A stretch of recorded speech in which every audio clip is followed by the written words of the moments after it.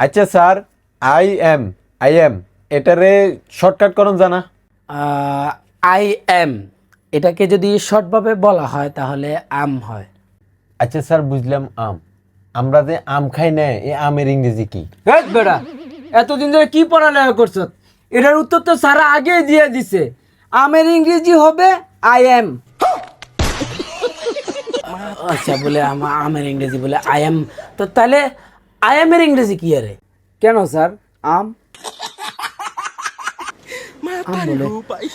তো যদি I am যোগ আম দুনোয়ানের যোগ করলে কি হয়? তাহলে তো স্যার সমান সমান আম আম। হেট বেড়া, সব সময় ভুল করস। কি পড়ালেখা হয়ে গেছ? মাথায় কি কিছু ঢুকাইতে পারস না এতদিন তো পড়ালেখা কি করে? হইব আপনি কন না? এটা হবে আম আম।